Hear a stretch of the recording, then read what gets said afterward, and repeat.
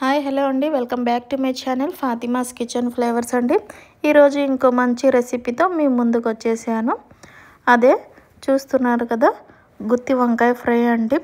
చాలా సింపుల్గా, చాలా టేస్టీగా, చాలా తక్కువ టైంలో ఎలా చేసుకోవాలో ఈరోజు చూపించానండి. ఇప్పుడు ఎలా చేసుకోవాలో మనం ప్రాసెస్ చూసేద్దాము. స్టవ్ మీద ఒక కళాయి పెట్టండి.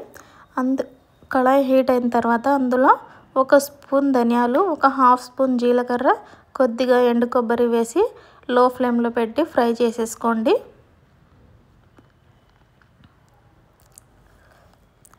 చూసారు కదా, చక్కగా ఫ్రై అయ్యాయండి. ఇప్పుడు స్టవ్ ఆఫ్ చేసేసి ఒక ప్లేట్లో తీసుకొని చల్లార్చుకుందాము.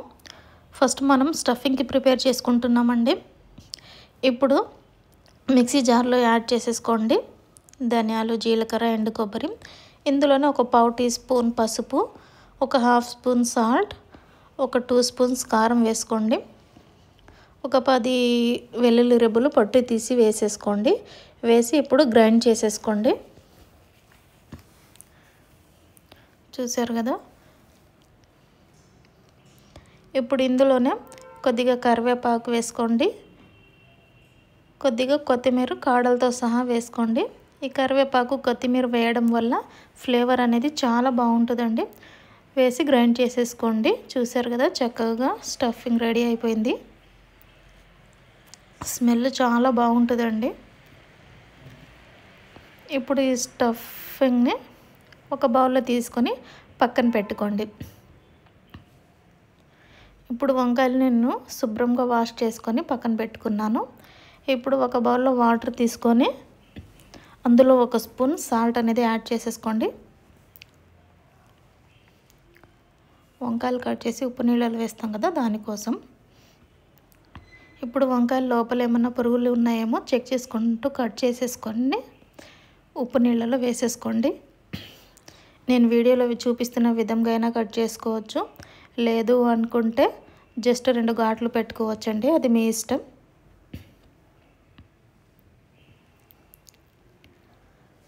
అన్ని వంకాయలు నేను చక్కగా కట్ చేసుకున్నాను.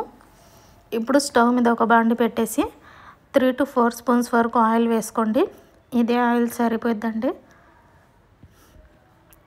ఆయిల్ హీట్ అయిన తర్వాత మనం కట్ చేసి పెట్టుకున్నాం కదా వంకాయలు, అవి వేసేసుకోండి.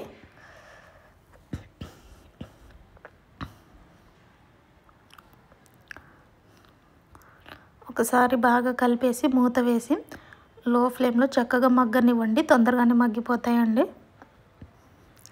మధ్యలో కలుపుతూ ఉండండి.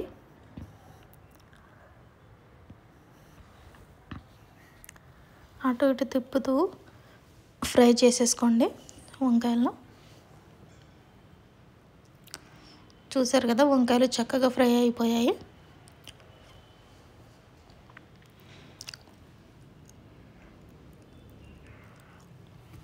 ఇప్పుడు ఫ్రై అయిన వంకాయలు ఒక ప్లేట్లో తీసుకొని పక్కన పెట్టుకోండి.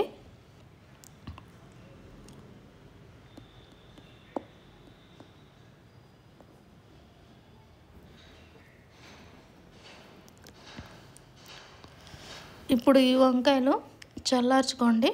గోరువెచ్చగా ఉన్నప్పుడు మనం ప్రిపేర్ చేసుకున్న స్టఫింగ్ మధ్యలో పెట్టేసేసి క్లోజ్ చేసేసుకోండి. చాలా సింపుల్గా చేసుకోవచ్చండి. టేస్ట్ అయితే చాలా బాగుంటుంది. ఒకసారి ట్రై చేయండి. ఇప్పుడు అన్ని వంకాయలు ఇలాగే స్టఫింగ్ పెట్టేసుకొని క్లోజ్ చేసేసుకోండి.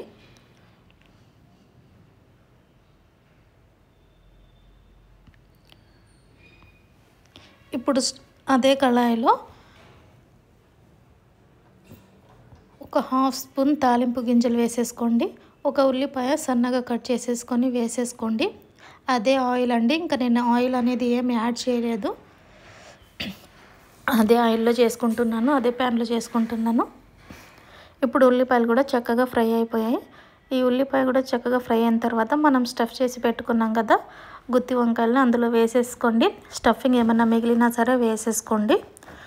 వేసుకొని ఒక 3 to 4 మినిట్స్ మూత పెట్టండి.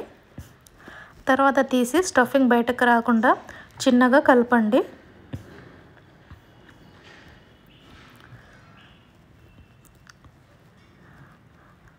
కలిపేసి మూత వేసి ఒక 2 మినిట్స్ పెట్టేసి పైనుంచి కొత్తిమీర కానీ కరివేపాకు కానీ మీ ఇష్టం వేసుకొని స్టవ్ ఆఫ్ చేసేసుకోండి. అంతేనండి, ఎంతో టేస్టీ అయిన గుత్తి వంకాయ ఫ్రై రెడీ అండి. టేస్ట్ చాలా బాగుంటుంది, ఒకసారి ట్రై చేయండి.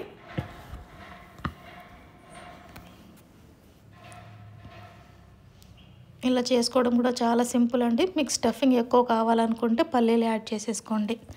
థ్యాంక్ యూ అండి. Thanks for watching.